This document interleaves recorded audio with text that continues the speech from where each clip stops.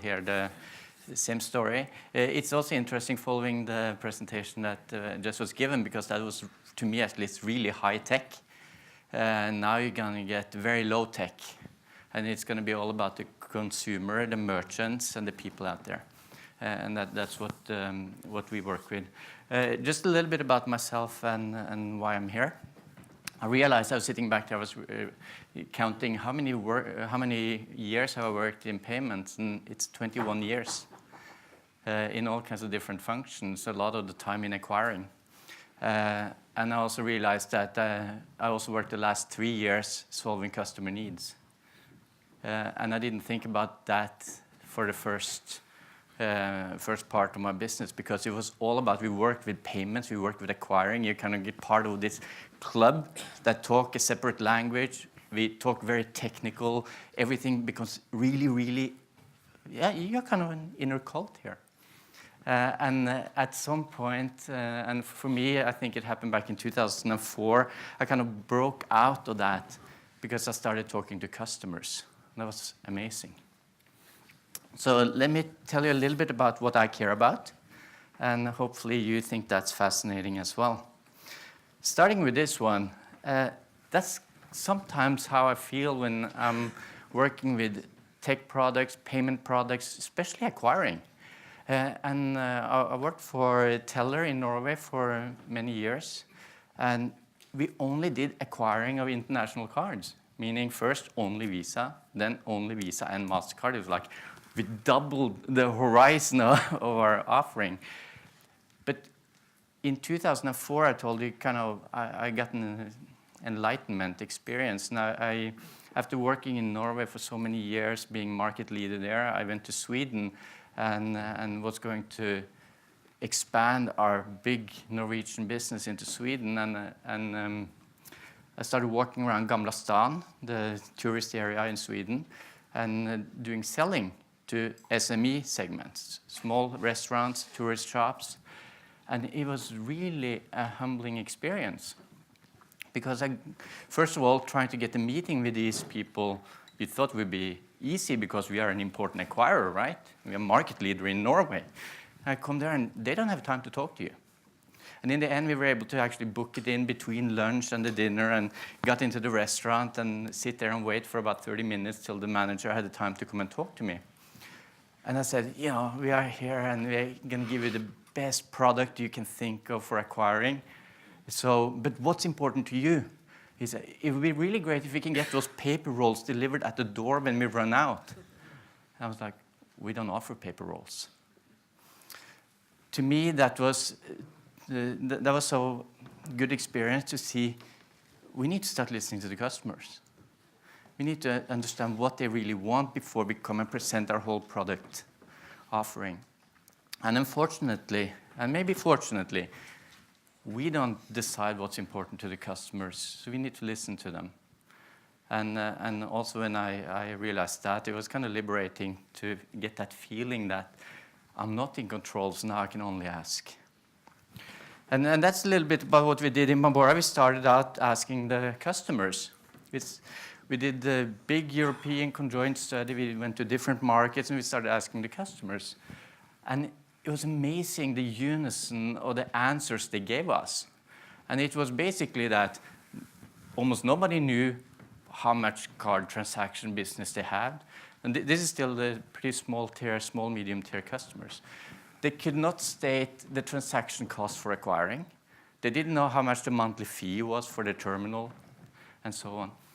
Basically, they didn't pay much attention to their payment solutions.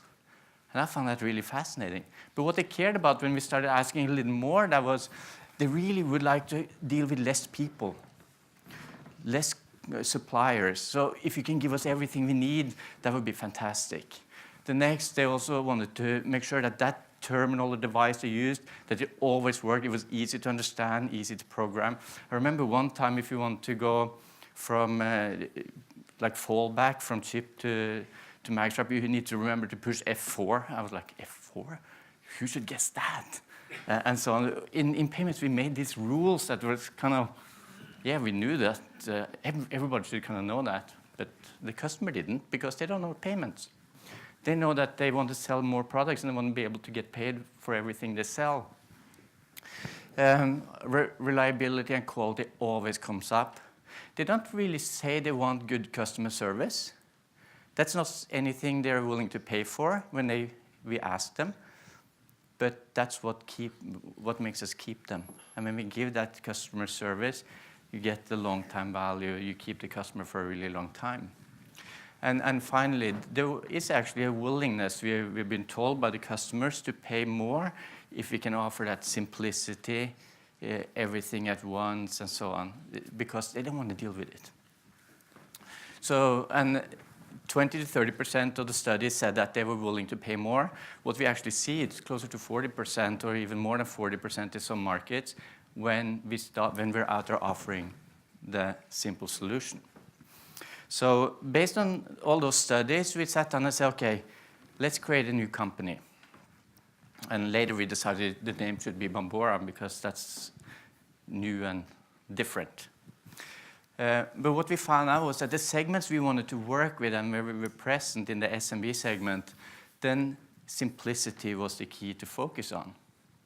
So we kind of removed ourselves from all that technical and payment and complexity, and we said, let's sell simplicity. And it was a good timing. This happened, we started the idea in 2014. We launched the company in May 15 after we had acquired 12 different companies, build it up to one company, and we kind of build it as we went along from there on. What we saw was that when we talked to the customers, they had really long onboarding time. When I started in Bambora in 2015, we had average boarding time on new customers between 30 and 60 days. And we thought that was okay. I'm like, why is that okay? You have somebody who has signed a contract with you saying, yeah, I want to do business with you. And we say, okay, we get back to you in about a month or two and make sure you can do business with us. So we said, no, let's turn that totally around. And within 3 months, we implemented our CRM growth system based on Salesforce, and we improved our processes, and we set ourselves an ambitious goal, and we said, let's board all customers in 1 day. And somebody said, well, that's totally impossible, because in acquiring, that doesn't work, because you're going to do all these checks and balances and that. Now we are boarding more than 80% of customers within 24 hours in the in-store segment. And our record is to board a customer in 6 minutes. At the moment, in the last year, I've been, since we were acquired by Ingenico a year ago, I've been kind of traveling around in Europe, implementing this model in new countries. And it's fascinating, too, when you get to new countries, and I've been spending a lot of time in Germany, and you start kind of with the same story. Everything is complicated, things take a lot of time, everything is impossible here because, oh no, Germany is a very different market. Yeah, and Switzerland before that was a very different market. What I find is that it's really not that different because you're dealing with customers. They have the same kind of want, and when you give them a good experience, they're like, wow, is that possible? So that's kind of what we are trying to drive through, give them short onboarding time, remove the complexity in pricing. In acquiring specifically, we are pricing everything. We said, no, can we give them one price? Oh, but then you have too much risk. Well, how can we give them one price? We started asking. And now our packages that we offer is usually 1 or 2 prices, 1 or 2 price elements, and we are managing the risk around that. Poor service level, we started out immediately measuring Net Promoter Score. And in all kinds of studies about Europeans, and they say that, well, in Europe, if you have a Net Promoter Score of 10 or 15, that's like extremely good. So we said, well, let's have 50 as a target. And then what, 50? But that's impossible in Europe. You can't have 50. That's like, maybe in America you can have that if you're really good at service. But we say, okay, we give it a try. Told all employees, we're going to have customer service level scoring NPS of 50. The first survey we got was, we scored 6.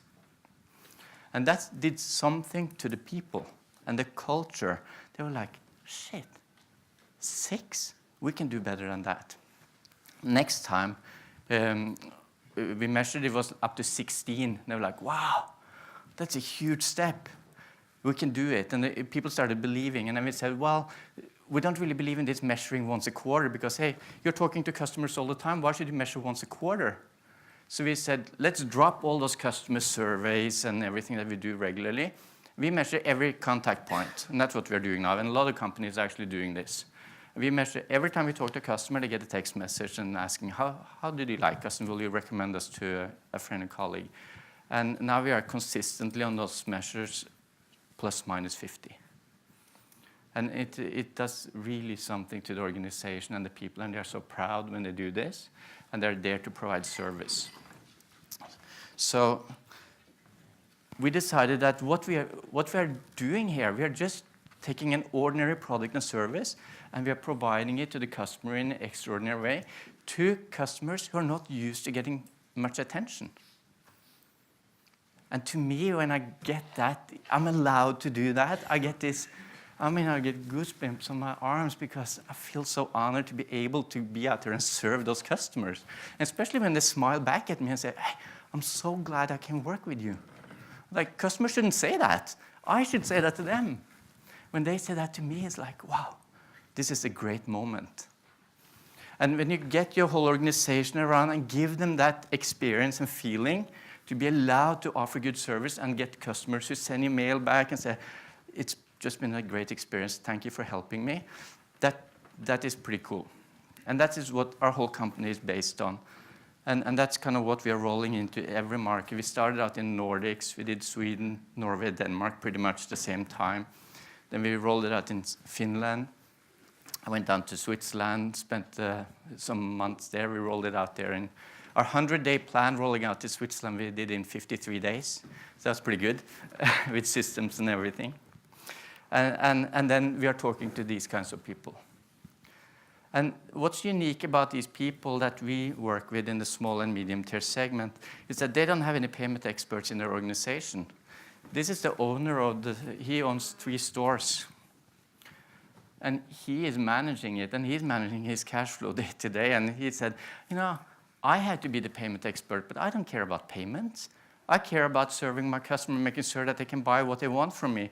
So we said, well, we can help you with that. And we came up with this concept, an idea that's kind of been foundation around how well should we treat our customers. And we said, well, our responsibility is to handle everything you need to have handled on the payment side. That's our responsibility. Your responsibility, you run your business. And when we start thinking like that, then we find out what do they really want to have done. And these are just some examples. There are more things to the list. But we need to find out what is the list for this guy, what's the list for another guy. They differ a little bit. So we are trying to customize by not customizing on the backside. So we are packaging. We are not doing customization development. We try to put everything into a system. So all the way from first touch point with the customer, first onboarding experience, first transaction experience, and so on, and thereafter all after-sales service. We always try to make it into one system because that usually works for 80% or even more of the customers. And the way we find out what they want is we have also a strong foundation of analytics and an analytics team that is really curious about how the customers behave, how much money we make on the different customers. And when it comes to, of course, we need to make money.